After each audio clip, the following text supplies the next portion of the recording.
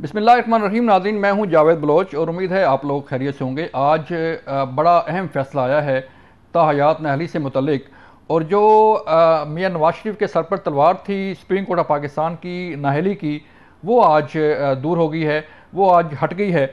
और 8 फरवरी 2024 के इलेक्शन से मुतल्लिक अब ये कहा जा सकता है कि मियां नवाज शरीफ जो है बगैर किसी रुकावट के इलेक्शन में हिस्सा ले पाएंगे। इसी तरह जहांगीर तरीन साहब के सर पर तलवार थी, वो भी ख़त्म हो गई और वो भी जो है अब अहल हो गए हैं इलेक्शन में हिस्सा लेने के हवाले से। ये बड़ा अहम फैसला है सुप्रीम कोर्ट ऑफ पाकिस्तान की तरफ से। इस पर हम बात करने जा रहे हैं और इसके साथ साथ हम बात करेंगे कि पीपल्स पार्टी क्यों नाराज़ है नून लीग से, उसका झुकाव जो है वो तहरीक इंसाफ की तरफ से की तरफ क्यों है, और क्या पीपल्स पार्टी तहरीक इंसाफ से कोई इत्तेहाद तो नहीं करने जा रही, या तहरीक इंसाफ और पीपल्स पार्टी मिल के जो है वो कोई एंटी नून लीग जो है वो कोई कैंपेन तो नहीं शुरू करने जा रहे। फिर आज लेवल प्लेइंग फील्ड का भी मसला था तहरीक इंसाफ का सुप्रीम कोर्ट ऑफ पाकिस्तान में, और उस पर भी आज बड़े अहम रिमार्क्स सामने आए।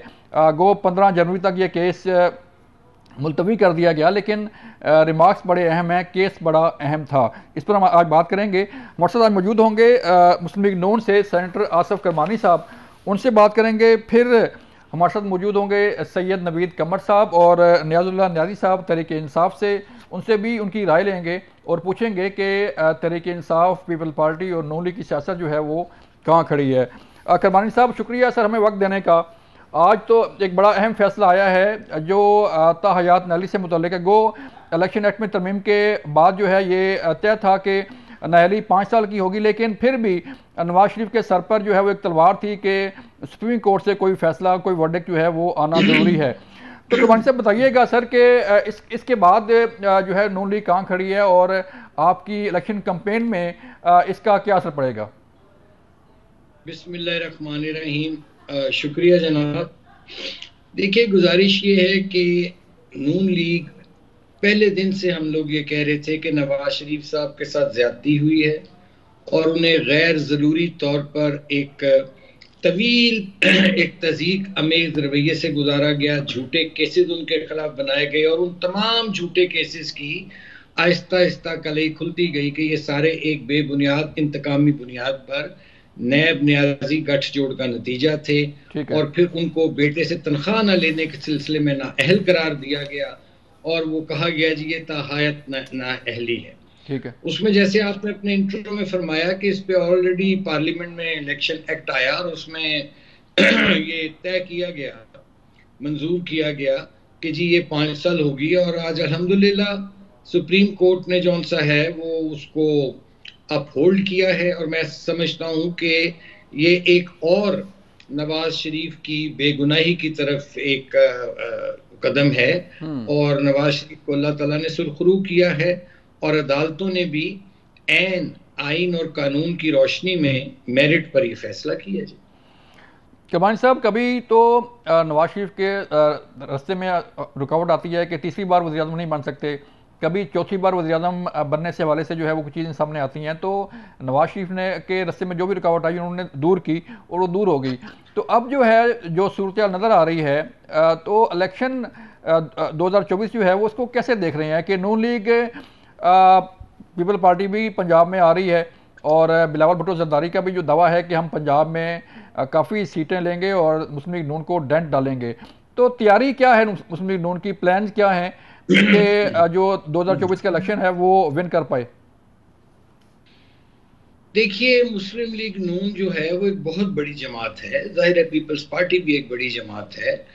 तो मुस्लिम लीग नून जो है उसने माजी में भी आप देख लीजिए नवाज शरीफ साहब का एक बड़ा भरपूर वोट बैंक जो है वो मौजूद है। और बहुत बुरे भी हालात जब आए, मुशर्रफ दौर देख लें, उसके बाद ये पिछला जो पीटीआई का दौर हुकूमत है उसमें भी देखें कि पार्टी को तोड़ने की, वोट बैंक को तोड़ने की भरपूर कोशिश की गई, लेकिन वो कुव्वतें नाकाम रहीं। आज नवाज शरीफ साहब जो है उनकी वापसी से उनका जो मैं समझता हूँ वोट बैंक है, उनका वोटर है जौन सा, उसको एक नया हौसला मिला है, एक नई उम्मीद मिली है। तो आप देखिए ना कि 18 के करीब 19 के करीब पार्लियामेंट्री बोर्ड की मीटिंग हुई है, एक एक सीट पर 10-10 उम्मीदवार हैं और बहुत जल्द ही हमारा मंशूर भी गालबन इस हफ्ते के आखिर में या नेक्स्ट हफ्ते में मंशूर भी आ जाएगा, टिकटों का फाइनल ऐलान भी कर दिया जाएगा और उसके बाद मुस्लिम लीग नून एक भरपूर मुहिम शुरू करेगी, इंतखाबी मुहिम। हम हर तरह से तैयार हैं। जहां तक आपने बिलावल साहब की बात कही है, मैं चूंकि वो पाकिस्तान के सूबा सिंध से ताल्लुक़ रखते हैं, पंजाब बड़ा भाई है, तो मैं बिलावल साहब को वेलकम करता हूँ।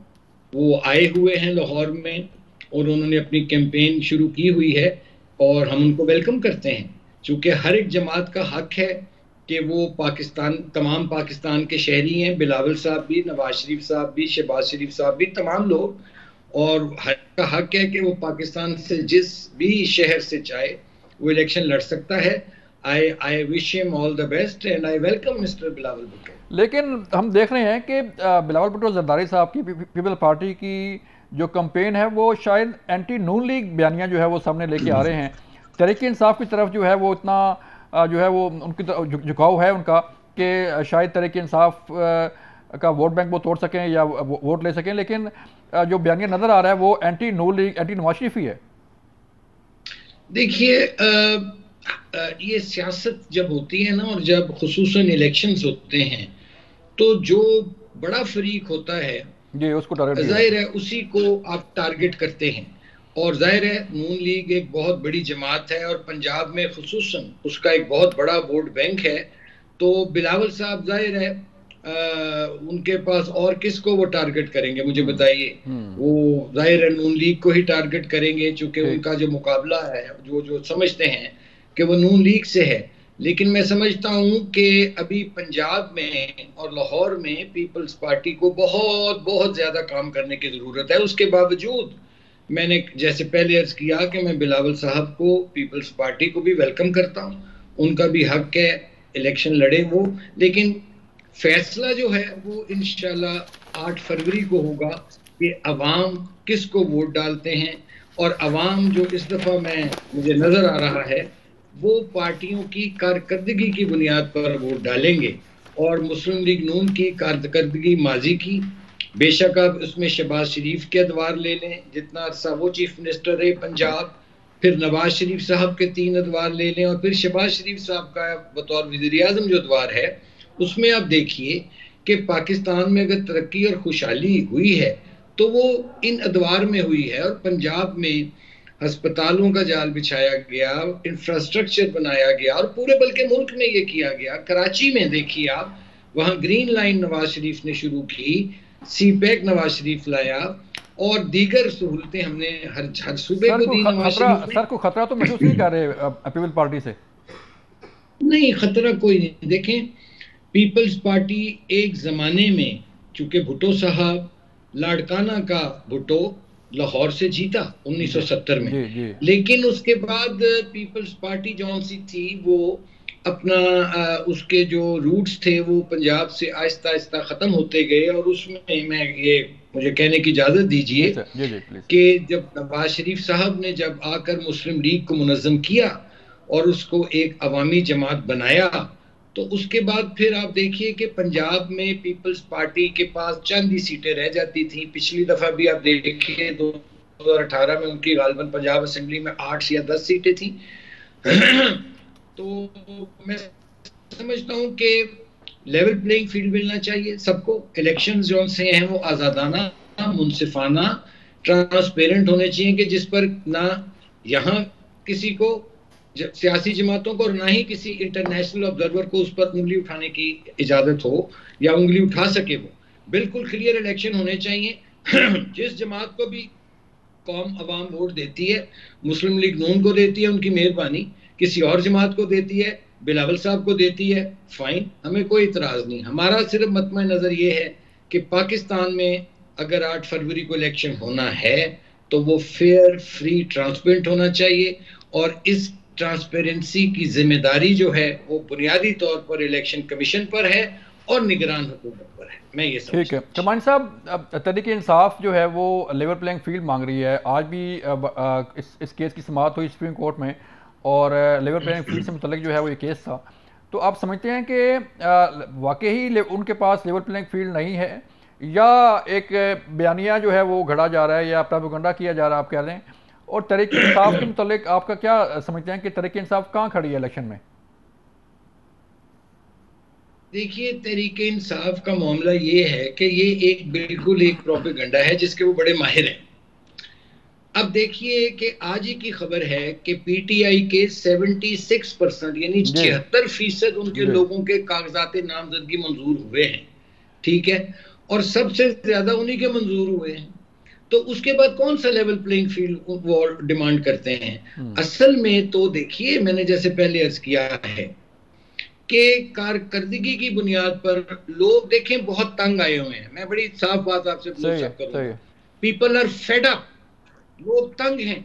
लोग कह रहे हैं कि पिछले 75 सालों से महंगाई, गुर्बत, बेरोजगारी जौन से उसकी तरफ कोई तवज्जो नहीं दी गई। अमीर अमीर तर हुआ है इस मुल्क में, गरीब गरीब तर हुआ है। और अब ये वो वाला पाकिस्तान 80s वाला 90s वाला नहीं है। लोग बड़ी छान फटक करके इस दफा वोट डालेंगे और कारकर्दगी की बुनियाद पर वोट डालेंगे। तो पीटीआई चूंकि उसकी कारकर्दगी तो रही कोई नहीं 3.5 पौने 4 साल में, और उनका हमेशा वतीरा ये रहा है कि वो फिर इस किस्म की डिस्ट्रैक्ट करते हैं चीज़ों को, तवज्जो जौन सी हटाने की कोशिश करते हैं कि जी हमारे कागजात छीने में 2-3 जगह कोई वाक्य अगर ऐसा हुआ भी, उसके बाद कुछ पता नहीं कि उसका क्या नतीजा निकला। कोई उसकी रिपोर्ट हुई दर्ज, कोई एफआईआर हुई, कोई एक्शन, कुछ भी नहीं, सिर्फ प्रोपेगेंडे की हद तक।